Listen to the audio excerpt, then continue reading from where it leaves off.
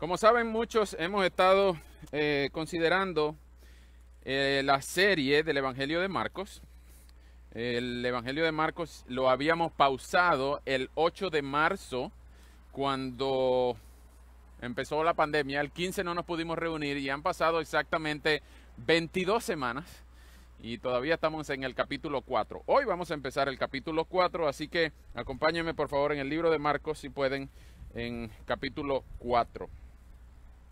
Hoy vamos a ver una parábola muy interesante. Ya les voy a decir por qué. Les voy a dar algunas, no curiosidades, sino algunos distintivos de esta parábola. Ustedes saben que Jesús enseñaba en parábola. Una parábola es una metáfora ampliada. Una parábola es una enseñanza velada. Es una enseñanza que ustedes pueden ver algo que Jesús dijo, pero no se puede interpretar literalmente lo que Jesús dijo, sino lo que está velado, detrás, el significado velado. Eso se llama una parábola, ¿ok? Y esa es una manera de explicarla. La parábola no es distintiva del Nuevo Testamento. También hay parábolas en el Antiguo Testamento. Por ejemplo, cuando Natán fue a buscar a David para decirle que había un hombre que tenía muchas ovejas y un hombre que tenía una sola ovejita, y que hay que hacerle al hombre que le quitó teniendo muchas ovejas, le quitó la ovejita al único que tenía una. Y David dijo, ese hombre hay que matarlo, ese hombre es un pasado. Y Natán le dijo, ese hombre eres tú, por haberle quitado la esposa a Urías. Entonces, esa parábola de Natán se cuenta como una parábola del Antiguo Testamento. También hay otras muchas en el Antiguo Testamento, pero la parábola es una herramienta de enseñanza, una herramienta para enseñar verdades grandes de una manera sencilla. Ya les voy a explicar por qué. Esta parábola de Marcos 4, 1 al 20, vamos a leer primero del 1 al 9, y van a ver que Jesús está usando una parábola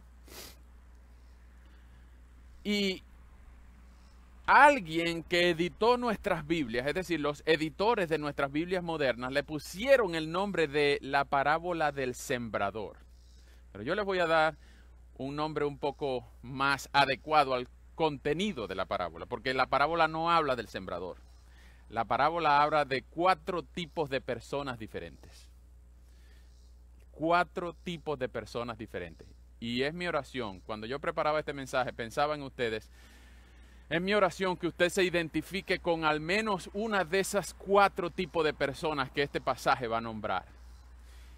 Y que usted pueda encontrar refugio en Cristo, que es la única solución para nuestro problema del pecado.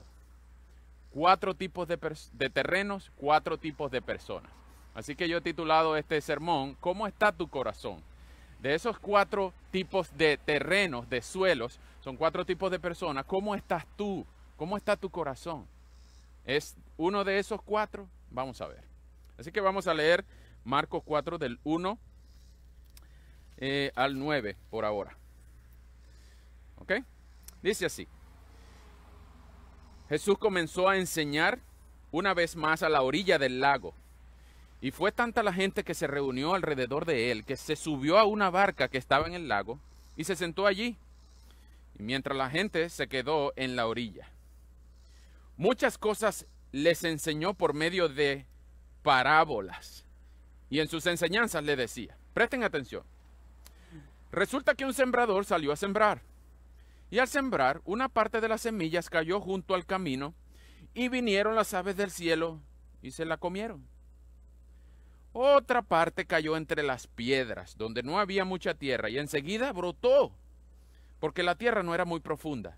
Pero cuando salió el sol, se quemó y se secó, porque no tenía raíz. Otra parte cayó entre espinos, pero los espinos crecieron y la ahogaron, de modo que no dio fruto.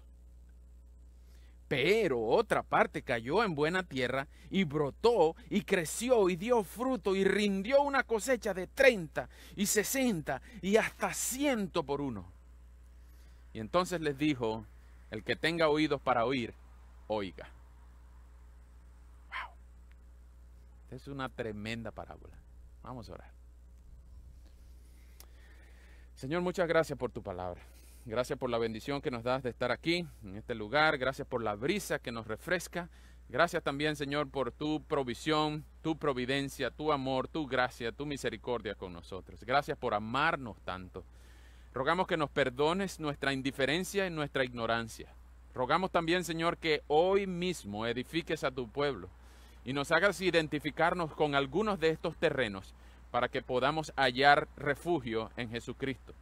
Y rogamos, Padre, que este día sea memorable en la vida de algunos y que podamos celebrar contigo la venida a ti de algunos presentes. Y lo rogamos en el nombre poderoso de nuestro Señor y Salvador Jesús. Amén. Bien. 3 detalles de esta parábola. Esta parábola es llamada la parábola paradigmática. ¿Por qué la parábola paradigmática y por qué este nombre tan complicado? Bueno, esta parábola sienta el paradigma para todas las demás parábolas. Jesús dice, si ustedes no entienden esta parábola, no van a entender ninguna otra. ¿Dónde dice eso? Bueno, vengan conmigo al versículo 13, capítulo 4, versículo 13. Esta es una de las muy pocas parábolas que Jesús explicó. Y en el versículo 13 Jesús dice, ¿no entienden esta parábola? Si ustedes no entienden esta parábola, ¿cómo podrán entender todas las demás? ¿Por qué? Porque esta es una parábola, no solamente que él la explicó, sino que él explica los propósitos de Jesús hablar con parábolas. Recuerden que Jesús está hablando a una multitud montado en un botecito a la orilla del lago de Genesaret, una multitud, un montón de gente ahí en la orilla porque lo estaban apretando tanto, se montó en un barco, empezó a enseñarle a esta gente y Jesús les dice, no a todos, y ya van a ver quién les dijo, ustedes entiendan, un sembrador salió a sembrar. Esa multitud vivía de 2 mercados. Solo 2 mercados había, bueno, los 2 mercados principales, era la siembra y la pesca.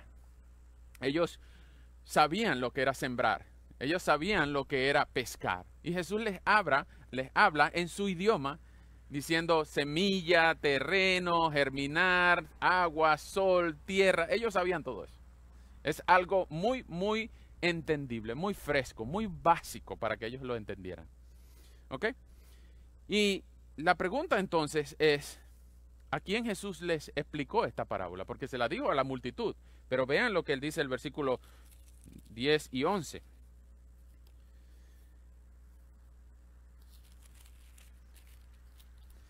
Entonces Jesús les dijo, el que tenga oído para oír, en el versículo 10, cuando se quedó solo, no sabemos cuánto tiempo después, pero seguramente fue ese mismo día, cuando se quedó solo, los que estaban cerca de él, junto con los 12 apóstoles, le preguntaron qué quería decir esta parábola.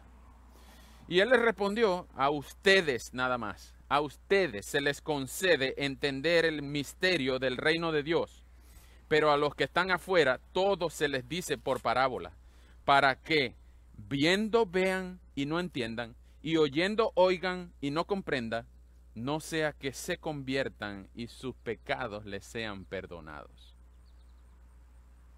Uy. Vean esto. Recuerden que esta es la palabra de Dios. Aquí lo que está pasando es un cumplimiento de una profecía. La profecía de Isaías 6, 10 y 11. Vamos a buscarla para leer. En Isaías 6,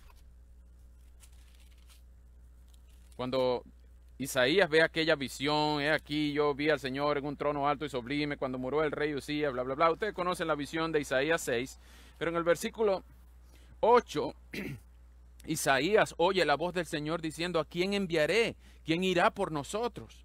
Y yo respondí, dice Isaías en la visión, aquí estoy yo, heme aquí, envíame a mí. Y dijo entonces, ok, ve y dile a este pueblo, oigan bien, esto es juicio, ok, esto es juicio. Anda y dile a este pueblo, oigan bien pero no entiendan, vean bien pero no comprendan. Entorpece el corazón de este pueblo, cierra sus oídos y ciega sus ojos, que no vea con sus ojos, ni oiga con sus oídos, ni entienda con su corazón, para que no se convierta ni sea sanado. Esto es juicio de Dios en aquel momento sobre el pueblo de Dios, que habían pecado, que estaban a punto de entrar en el cautiverio. En aquel momento, en Isaías 6, era juicio de Dios. En Marcos 4 es exactamente lo mismo. Jesús está diciéndole a unos 12 y a un montón, a un poquito de gente, que el otro montón de gente no va a entender, por más que oiga, no va a entender, por más que vea, no va a entender, por más que entienda, no va a comprender. No vaya a ser que entiendan y se conviertan y yo tenga que perdonarlos. Pero esto es contradictorio, ¿cierto? ¿No quiere Dios que todos se arrepientan y vengan a Él? ¿No quisiera Dios convertir a todo el mundo? No. Dios tiene un pueblo y a ese pueblo Él va a convertirlo, llamarlo, justificarlo y glorificarlo. No es que Dios va a salvar a toda la humanidad y el infierno va a estar vacío. No, en el infierno va a estar la gente que no se arrepintió de su pecado y no puso su fe en Jesucristo. Ténganlo muy claro. Ahora, ¿quién es salvado y quién es condenado? Eso no es tarea de nosotros. Nosotros no mandamos a nadie para el cielo. Pues mucho menos podemos mandar a nadie para el infierno. Eso sí, podemos decirle a la gente, hey, si Jesucristo no es tu Señor, tú vas derechito para el infierno. Y no se lo decimos con gusto, se lo decimos como una advertencia. Pero Jesús está explicándole a una gente que me imagino tenía los ojos grandotes porque no podían haber entendido una cosa tan sencilla. Y esta gente viene y le pregunta a Jesús, ¿qué es eso de la semilla que cayó en el terreno, que le salió espina, que germinó? Porque no, ¿cómo es eso? Jesús, explícanos. Imagínense que el omnisciente, que todo lo sabe, que está sentado en el trono de los cielos y las faldas llenan todo el universo, que Él sabe todos los secretos tuyos de cada milisegundo que has vivido. Él sabe dónde estabas tú antes de tú haber nacido. Él sabe dónde vas a estar tú después que tú te mueras. Él sabe dónde estabas tú anoche y qué estabas haciendo a la 1 de la mañana. Él sabe cada cabello de tu cabeza, el color que tiene, si está a punto de caerse y qué número tiene. Él sabe cuándo va a llover. Él sabe cuándo nació cada uno de nosotros. Él sabe todo. Y cuando viene aquí, nos viene a explicar los misterios del reino de los cielos. ¿Cómo hace para explicarnos las grandezas del universo? ¿Cómo funciona el reino de los cielos? Tiene que explicarnos en el lenguaje de primer grado. Un sembrador salió a sembrar y echó una semilla por allá y echó una semilla por aquí, echó una semilla. Imagínense el nivel que Jesús se baja para bajar su lenguaje. Por esto esta parábola es tan importante. Esta es la parábola que ustedes tienen que entender para poder comprender todas las demás. Esta es la parábola que ilustra y enseña cómo se entienden las parábolas, cómo se tienen que interpretar las parábolas. Segundo, esta parábola tiene varios propósitos, y todas las parábolas, porque lo mismo que dijo Jesús en el versículo 12, Jesús no quiere que todo el mundo entienda. Jesús no quiere que todo el mundo entienda. Él quiere que los que tienen que entender entiendan, y los que no tienen que entender no entiendan. Eso es difícil de comprender, debemos aceptarlo. Pero eso es lo que dice el texto. Eso no lo digo yo. El texto dice que Jesús no quiere que todo el mundo entienda, solo los que tienen que entender. ¿Quiénes son los que tienen que entender? Aquellos que Dios les da gracia para poder entender. A los que no, Dios no les da gracia para poder entender, ni que se lo pinten con manzanitas, con pajaritos y palitos lo van a entender. ¿Por qué? Porque Dios no le ha abierto el corazón, Dios no te ha dado fe. Si tú no entiendes esto, Dios no te ha dado fe para entender el Evangelio. Y de eso se deriva. Si tú aún no lo has entendido, no has entendido que Jesús murió en la cruz por ti, y que si tú pones tu fe en Él, Él te garantiza que tú vas a ir al cielo por toda la eternidad. Si tú no has entendido que la resurrección garantiza que tú puedas creer en Él, si tú no has entendido que tú no tienes que hacer nada, sino creer en el que lo hizo todo. Tú no has entendido eso. Ora, ruega, humíllate. Ponte de rodillas esta noche en tu casa y dile, Señor, yo quiero entender, ayúdame. Pero si tú sí lo has entendido y tú has puesto tu fe en Jesucristo, tú tienes seguridad de tu salvación. Hey, considérate una de las personas más privilegiadas del planeta. Que no todo el mundo puede entender esto y que tú hayas podido entender. ¡Wow! Solamente poniendo mi fe en Él, solamente creyendo en Él, solamente arrepintiéndome de mis pecados. ¿Sí? Si tú entiendes eso, si hay algo aquí en tu cabecita que te hizo clic, considérate muy privilegiado, muy privilegiada, porque eso no lo ha entendido todo el mundo. Entonces el propósito y el paradigma de esta parábola tiene que ver con tres cosas. Primero, el sembrador. Segundo, la semilla. Tercero, los terrenos. No vamos a hablar mucho del sembrador porque la parábola no dice nada del sembrador. Bueno, sí, perdón, sí dice algo. Dice que el sembrador, el versículo 14, el sembrador es el que siembra la palabra. El sembrador no es Dios. El sembrador es el que siembra. Y parece obvio, ¿no? Dice Jesús, el sembrador salió a sembrar. Obvio, el sembrador no iba a salir a pescar. El sembrador salió a sembrar. No vamos a hablar del sembrador porque ya sabemos quién es el sembrador. Cualquiera que siembra la palabra. Ahora, ¿qué es sembrar la palabra? Bueno, eso depende de lo que dice Lucas 8:11. ¿Cuál es la semilla?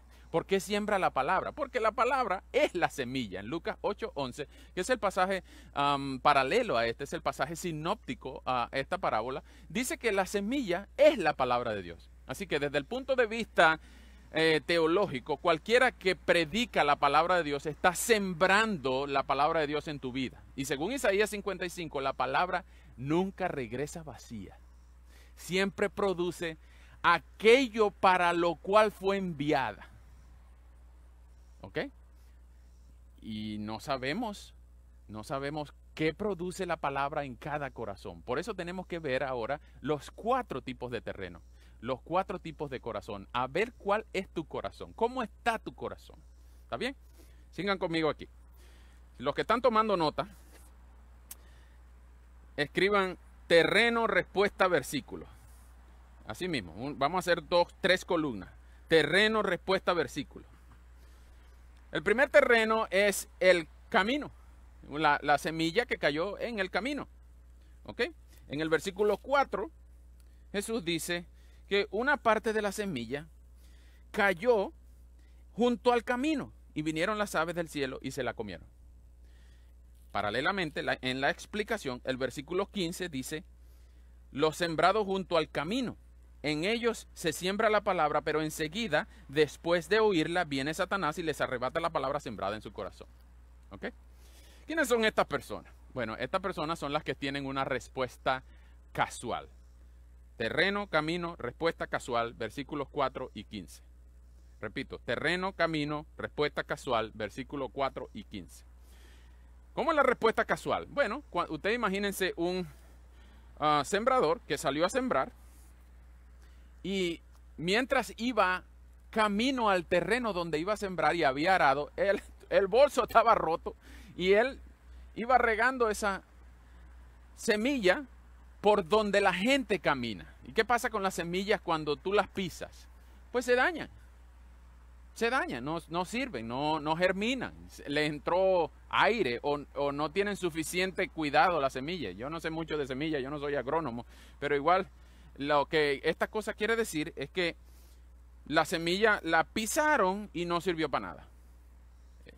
En el versículo 15 Jesús dice que fue Satanás, que es Satanás el que hace estas cosas, ¿verdad?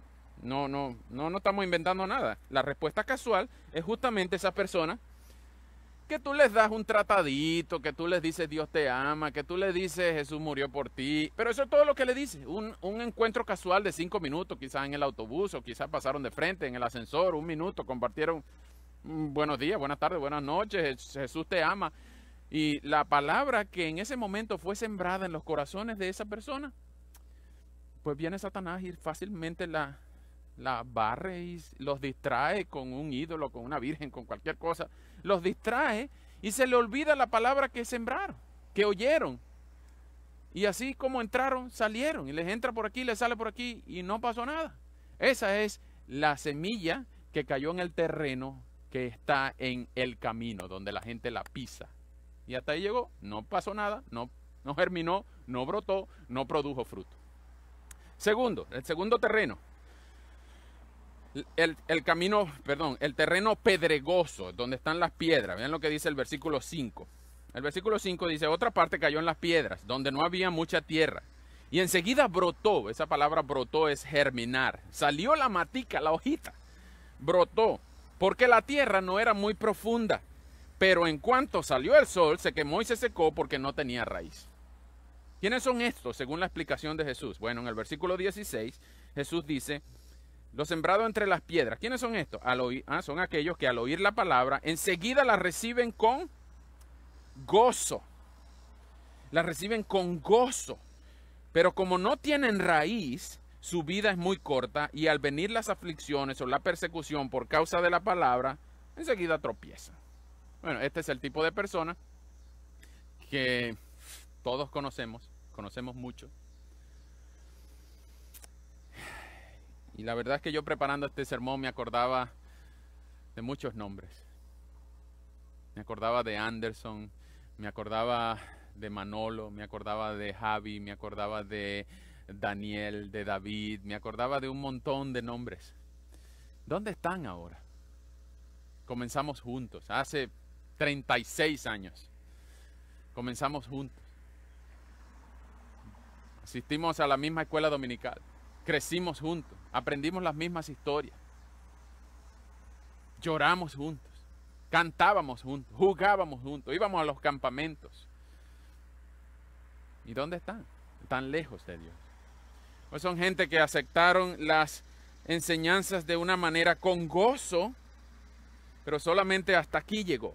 La información, entendieron que Jesús es un buen Señor, un buen Dios, pero para otros. Es bueno para ti, Alejandro, es bueno para ti, María, es bueno para ti, pero no para mí. Jesús les enseñó todas las grandes verdades y le dio lo mismo que a mí y a ti, pero él o ella no quisieron seguir. No quisieron seguir en el camino y están lejos, están descarriados, están apartados. Esta es una respuesta racional. La primera fue casual, la segunda es racional. Solo creyeron que Jesús es un buen maestro, que Jesús es una buena figura histórica. Es el mejor líder de todos los tiempos, pero no es mi rey, mi Señor, mi Dios. El tercer terreno es el terreno entre espinos. El mismo capítulo 4, en el versículo 7, Jesús dice que esa parte cayó entre espinos, pero los espinos crecieron y la ahogaron, de modo que no dio fruto. ¿Qué son los espinos? Bueno, en el versículo 18 explica Jesús diciendo, otros fueron sembrados entre espinos. Estos son los que oyen la palabra, pero las preocupaciones de este mundo, el engaño de la riqueza y la codicia por otras cosas, entran en ellos y ahogan la palabra, por lo que ésta no llega a dar fruto. Este es el tipo de personas, y aquí en Estados Unidos hay muchas, que eran creyentes en sus países y vinieron aquí a Estados Unidos como para vivir mejor, para mandar algo para sus países o para trabajar, para tener seguridad, para escapar de la muerte X.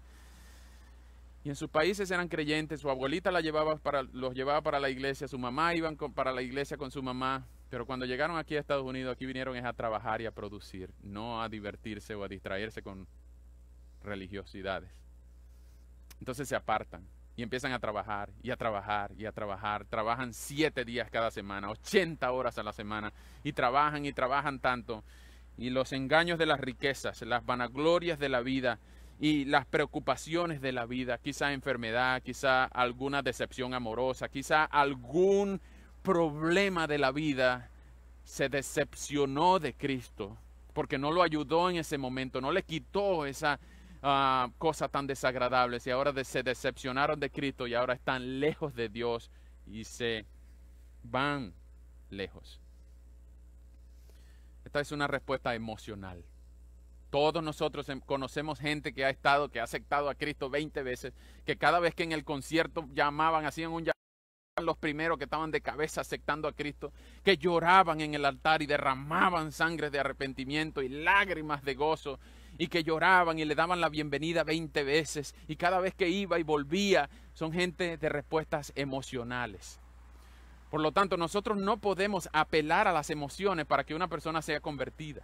Nosotros debemos apelar a la mente, al conocimiento, que la gente pueda entender el Evangelio, porque si lo entiendes no es porque tú eres capaz, es porque Dios te ama. Richard Bach, alguien dijo, creo que fue Martin Lloyd Jones, él dijo, si el lunes en la mañana no tienes las mismas emociones por las que lloraste el domingo en la mañana, eso no fue una conversión, eso fue una emoción. Entonces nosotros no debemos apelar a las emociones, debemos apelar a que el Señor mismo nos transforme el corazón de carne, en un corazón de piedra en un corazón de carne. Ninguno de nosotros puede hacer eso, ni por tu propio corazón, ni por el corazón de otro. Entonces esta es la respuesta emocional. Son gente que dice seguir a Cristo. Yo te voy a seguir por toda la vida, Señor. Yo no quiero fallarte más. Y en un concierto, en un campamento, lloran, cantan, ríen, brincan. Y a la semana siguiente otra vez tenían que pagar la renta. Otra vez se acordaron que ya la novia, el novio, el esposo, la esposa lo habían dejado. Entonces ya otra vez Cristo no sirve para mis problemas. Otra vez me voy al mundo porque yo quería que me lo solucionara y no me lo solucionó. Yo lloré y no me solucionó mi problema. Se decepcionan de Cristo porque lo buscan por los motivos erróneos. Esta es la respuesta emocional. Ya vimos la casual, la racional, la emocional y la última es la providencial. En el versículo 8 dice que una parte, Jesús dice, una parte de la tierra, de la semilla cayó ¿en dónde? En buena tierra. En buena tierra. Entonces, esta buena tierra, dice el versículo 8, pero otra parte cayó en buena tierra y brotó y creció y dio fruto. Y rindió una cosecha de 30, de 60, de 100 por uno. Es decir, muy productiva. Una sola semilla produjo 30, 60, 100 árboles, plantas más, que dieron muchos frutos con semilla y esas semillas dieron muchos árboles más exponencialmente. La producción, la cosecha es una cosa enorme, enorme. Ahora ustedes dirán, ¿y cómo se hace eso? ¿Quiénes son esos que cayeron en buena tierra? ¿Cuál es la buena tierra? Bueno, los de la buena tierra, el versículo 20 dice, pero hay otros que son como los sembrados en buena tierra. Son los que oyen la palabra y la reciben y rinden fruto. Dan 30, 60 y hasta 100 semillas por cada semilla sembrada. ¡Wow! Impresionante.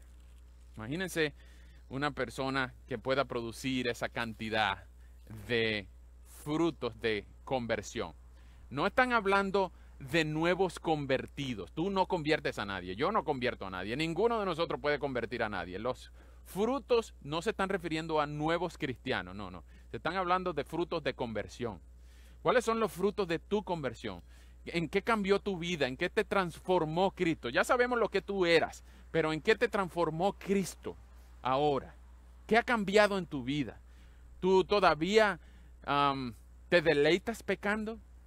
¿O ya ahora te pesa pecar? No solamente dejar de decir groserías y dejar de ir a lugares. No, no, eso, ok, eso cuenta como fruto. Pero en Mateo 7 vemos que Jesús dice, por sus frutos lo conocerán. Ahora nosotros tenemos que pensar cuáles son los frutos de nuestra conversión. ¿En qué ha cambiado mi vida ahora en Cristo? ¿En qué ha cambiado? Yo antes era así, hacía esto, decía aquello, pensaba aquello. ¿Y ahora qué soy? ¿Cómo soy? Muy importante los frutos porque esas son las evidencias de la conversión. No la causa de la conversión. Nosotros no creemos y la Biblia enseña que la salvación no se gana por portarse bien. Solo el cristianismo defiende la idea que somos salvos por gracia mediante fe. Todas las demás religiones del mundo tú tienes que portarte bien para que Dios vea si te puede salvar o no.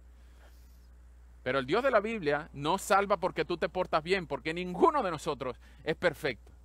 Solo Cristo fue perfecto. Y a través de los méritos de Él, Él no solamente es la semilla, es el sembrador, es el terreno perfecto. Él es el dueño de toda la tierra. Y Él hace brotar donde Él quiere los árboles que quiere.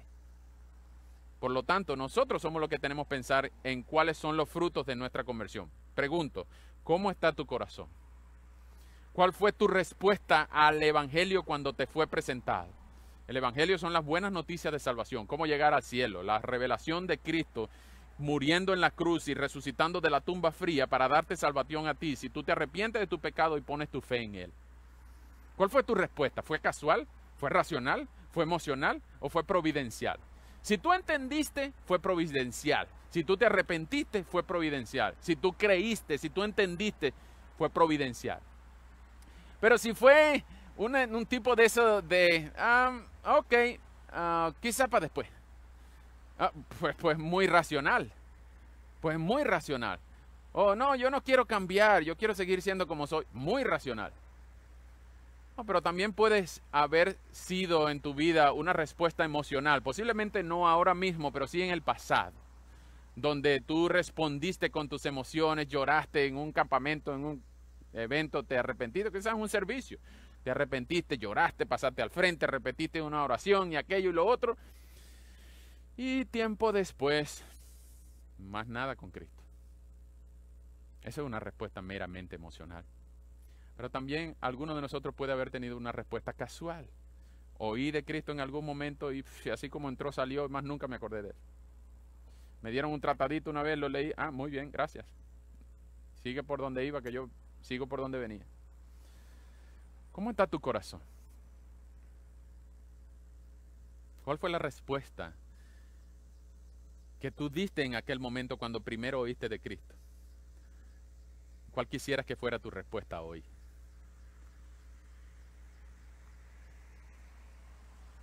Pudiera pasar tiempo antes de la venida de Cristo, es cierto.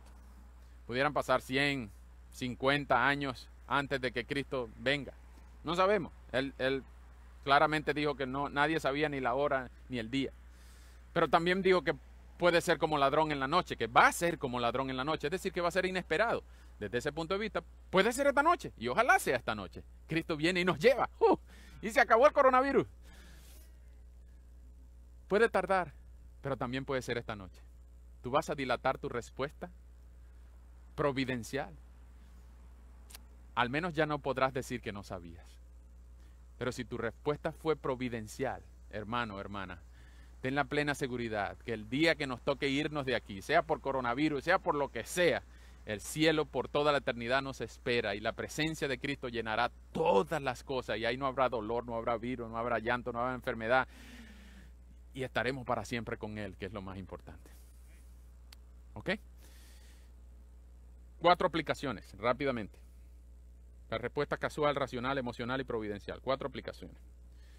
Tenemos que pensar en nuestro evangelismo. ¿Cómo evangelizamos? ¿Cómo compartimos las buenas noticias de salvación con la gente con la que todos los días nos vemos?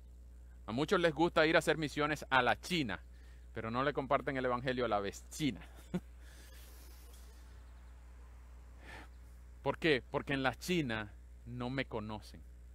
La vecina sabe que yo no puedo hablar estas cosas tan bonitas porque yo me porto mal con ella. Por eso hay mucha gente que le gusta hacer misiones lejos, donde la familia no puede decir, tú sí eres hipócrita. Pero nosotros no debemos ser así. Nosotros debemos pensar en cómo compartimos el evangelio. ¿Qué le estamos ofreciendo a la gente? Nosotros le decimos, hey, acepta a Cristo para que se te quite esa enfermedad, para que sea feliz, para que consiga novia o novio. No, nosotros no debemos darle promesas falsas a la gente. Le debemos decir, arrepiéntete. Confiesa tu pecado, pide perdón por tu pecado, ven a la cruz y entrega tus pecados y ama a Cristo. Por toda tu vida, ámalo, entrégate a Él, vive para Él. Ríndete ante su soberanía y su amor. Eres el Rey que exige justicia y obediencia perfecta. Ven a Él, no tardes más. Tenemos que decirle a la gente que Él exige, o el costo de discipulado es alto. Cuando Jesús, dice Dietrich Bonhoeffer, cuando Jesús exige venir a Él, está diciendo tienes que morir a ti mismo. Cuando exige venir a Él, nos está pidiendo morir. Ser cristiano es difícil, es costoso, es un camino angosto. Y en tus propias fuerzas no solo que es difícil, es imposible. Necesitamos las fuerzas del Espíritu de Dios para poder obedecer la palabra de Dios y amar a Cristo, con las fuerzas que no tenemos, pero con las fuerzas que el Espíritu nos ayuda. Entonces tenemos que pensar en nuestro evangelismo. ¿Qué es lo que tú estás compartiendo? Ojo, dar un tratado es bueno, pero eso no es evangelizar. Compartir tu testimonio es bueno, pero eso no es evangelizar. Hacer buenas obras es bueno, pero eso no es evangelizar. Evangelizar es compartir las grandes noticias de salvación en Cristo. Hablarles sí del cielo y también del infierno. Hablarles sí de la esperanza en Cristo, pero hablarles también de la condenación sin Cristo. hablarles de la esperanza que hay en Cristo, pero hablarles también de la tragedia de morir sin Cristo. Todas esas son buenas noticias de salvación. Tenemos que dedicar tiempo a evangelizar a una persona, no en 5 minutos, no en 3 minutos, no en una charla del ascensor, no en un tratadito en un ascensor. Dedica tiempo para orar por esta gente. Ora porque Dios cambie el corazón de piedra en un corazón de carne a esta gente. Porque tú no puedes convencerlo. Solo Dios, solo el Espíritu Santo convence de justicia, de juicio y de pecado. Segundo, dedica tiempo no solo para evangelizar, sino para discipular a aquellos que tú le das casualmente un tratadito, que los saludas, que te cortan el pelo, que te hacen las uñas, o que tú saludas, que trabajas con ellos, que estudias con ellos. Dedica tiempo a esa persona. Dedica tiempo para orar. Dile, estoy orando por ti. Dile, mira lo que leí, mándale un email, mándale una foto, un versículo, una explicación del evangelio, un sermón, cualquier cosa que le ayude a entender a esa persona que tú estás dedicando tiempo, invirtiendo tiempo en esa persona. No solamente evangelízalo bien, sino que cuando crea, disipúlalo bien. Ayúdalo a echar raíces. Ese terreno pedregoso que no le permitió a la semilla echar raíces es porque estaba duro en la cabeza. Ayúdale a la persona a entender qué es la Biblia, cómo se ora, cuáles son las verdades fundamentales de la fe. Ayúdalo a discipularlo. Invierte tiempo en una persona más chiquita que tú. Y ayúdalo a entender, a echar raíces. A echar raíces. Tercero, cuando estábamos hablando de los terrenos del medio, el segundo y el tercer terreno, muy probablemente a ti se te recordó un nombre, 1, 2, 3 nombres de una persona que está lejos del Señor ahora mismo. Tú conoces a alguien que empezó el camino del Señor y en el camino lo abandonó, ya no está. Si a ti se te ocurrió a alguien, o si todavía no se te ha ocurrido, piensa en alguien que empezó contigo y tienes tiempo que no lo ves. ¿Qué tal si le escribes esta noche? ¿Qué tal si revisas la lista de tus amigos en Facebook o en Instagram? Pregúntale a esos amigos que comenzaron contigo, ¿cómo está tu fe? ¿Estás amando más a Cristo que a todas las demás personas y cosas de este planeta? En el sermón de la tarde, en el sermón de ayer, el hermano Alejandro nos animó a pensar en personas que empezaron con nosotros este camino. Y yo pensé en ti. Escríbele. ¿Dónde estás? ¿Cómo estás? ¿En qué te puedo ayudar? ¿Estás lejos del Señor? Yo no te estoy juzgando. Te estoy amando al preguntarte cómo estás. ¿Cómo te puedo ayudar? ¿Cómo puedo orar por ti? Toma la iniciativa de buscar a aquellos que empezaron contigo y ya no están contigo. Son semillas que cayeron entre espinos, que están lejos justamente porque no pudieron sobrepasar la presión de la vida. Quizá una decepción amorosa, quizá una enfermedad, un accidente, una tragedia, una operación, una biopsia. Algo les hizo decepcionarse de Dios. Pero tú y yo sabemos que Dios usa las pruebas para producir carácter y fe en la gente. Dios no quiere tumbar nuestra fe. Dice Isaías 42:3 que Él no apaga el pábilo humeante, ni termina de romper la caña cascada. El Señor aviva eso que todavía el pábilo humeante está echando apenas un hilito de humo y el Señor lo aviva. Si tú eres un instrumento de Dios para avivar estos pábilos humeantes que ya están lejos desde hace mucho tiempo, piensa en esa persona. Piensa en esa persona que tienes tiempo que no ves, que no sabes de él o ella. Y escríbele diciendo, hoy pensé en ti, ayer pensé en ti, ¿cómo puedo ayudarte? ¿Lo vas a hacer? Por último, ¿cuáles son los frutos de tu conversión? Los frutos de la conversión no son nuevos convertidos. Ninguno de nosotros digamos así, ha producido, ha cosechado 30, 60 y 100 por 1 convertidos, discípulos, desde que nos convertimos hasta hoy. Ninguno de nosotros. Esta productividad es simplemente una parábola. Lo que te está diciendo es que nosotros como hijos de Dios no podemos esconder nuestro fruto. ¿Cuáles son los frutos de tu conversión? ¿Tú amas a Cristo por sobre todo? ¿Tú sientes el peso del pecado cuando lo cometes? ¿O no te pesa pecar? ¿No te pesa ofender a Dios? ¿No te pesa ofender al santo, santo, santo? Cuando tú estás ante una tentación, ¿ves a los lados a ver si te están viendo?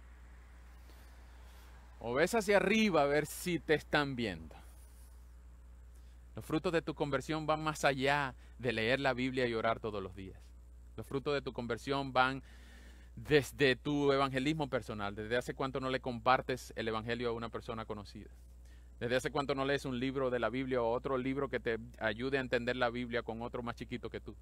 ¿Desde cuándo no sirves en una actividad de la iglesia o una actividad de la comunidad que entiendan que tú lo estás haciendo no por dinero, sino por amar al prójimo? Y así sucesivamente. Hay muchos frutos de la conversión, muchos frutos que el arrepentimiento produce en la vida. Recuerden que el corazón del hombre, dice Proverbios 21:1, que el corazón del hombre, en ese caso dice el Proverbio 21:1, el corazón del rey está en las manos de Dios y Dios lo inclina a donde quiere. Si eso hace con el rey, ¿qué no puede hacer contigo y conmigo? 4 terrenos, 4 tipos de corazones. ¿Cuál es tu corazón? ¿Cuál es tu tipo de terreno en tu corazón? ¿En qué terreno cayó la semilla que cayó en ti?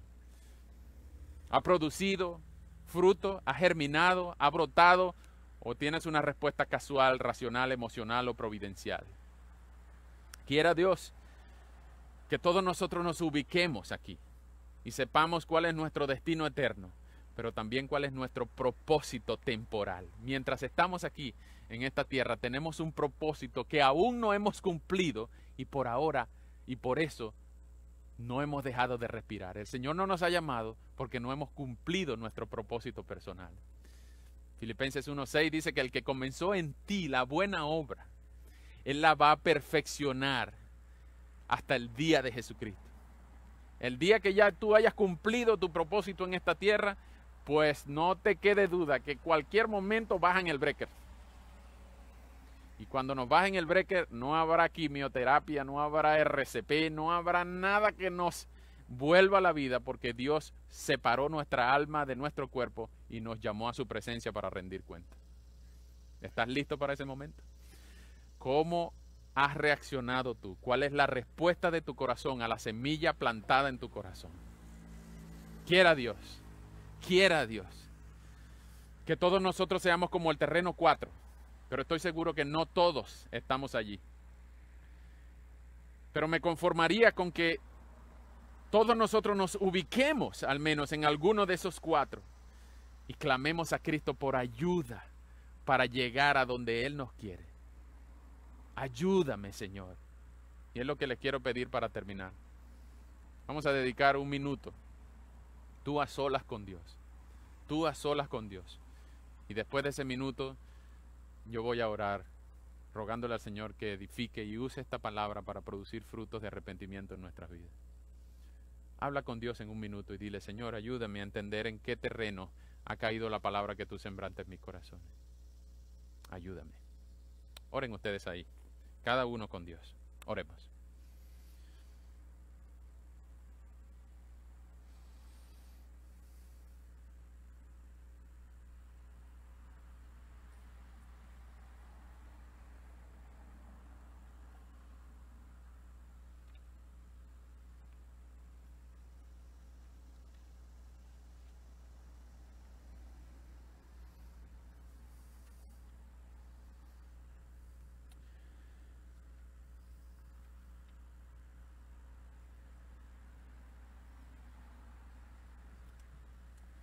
Señor, muchas gracias por tu palabra. Gracias por esta parábola de los terrenos. Gracias por la bendición de poder oírla y entenderla, de entenderla y aplicarla, y sobre todo, Señor, de entender tus propósitos en nuestras vidas. Te rogamos, Señor, que tú mismo nos ayudes a ubicarnos en cuál terreno ha caído la semilla que has sembrado en nuestros corazones.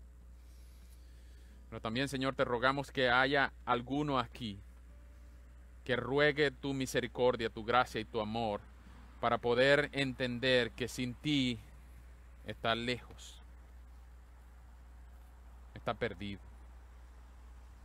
Pero ayúdanos, Señor, a todos a ser un refugio de amor, un abrazo garantizado para recibir al que se arrepiente, para reconocer tu grandeza y tu soberanía, que tú transformas nuestros corazones y haces entender a aquellos que tú le dedicas tiempo para explicar y le abres sus corazones para creer, inclina su corazón para humillarse ante ti. Y es un refugio seguro donde podemos estar al pie de la cruz, al pie de la tumba vacía, para estar en el cielo por toda la eternidad contigo. Señor, te necesitamos. Te necesitamos. Si hay alguien aquí del terreno 1, del que cayó junto al camino, Señor, te rogamos que haya alguien que lo traiga a ti. Si hay alguien aquí que la semilla cayó entre pedregales, te rogamos que haya alguien que pueda ayudarlo a caminar, a entender, no una respuesta racional, sino que pueda ayudar a entender quién eres tú, no solamente con la cabeza, sino también con el corazón. Pero también, Señor, si hay alguien cuya semilla cayó entre espinos, te rogamos, Señor, que haya alguien suficientemente amoroso para que dedique tiempo, que lo ayude a echar raíces y a entender las implicaciones del discipulado, del costo de la fe. Señor, ayúdanos. Pero también si hay alguien aquí, Señor, cuya semilla cayó en buena tierra, ayúdanos a tener una seguridad infinita de que el día que tú nos lleves también vamos a estar contigo. Y mientras tanto, Señor, te rogamos, te imploramos tu ayuda para que nos ayudes a dar fruto a 30, 60 y a 100 por uno, y que siempre, siempre, siempre la gloria en nuestros frutos sea para ti siempre. Te necesitamos, Señor. En el nombre de Jesús. Amén. Que Dios les bendiga, hermanos.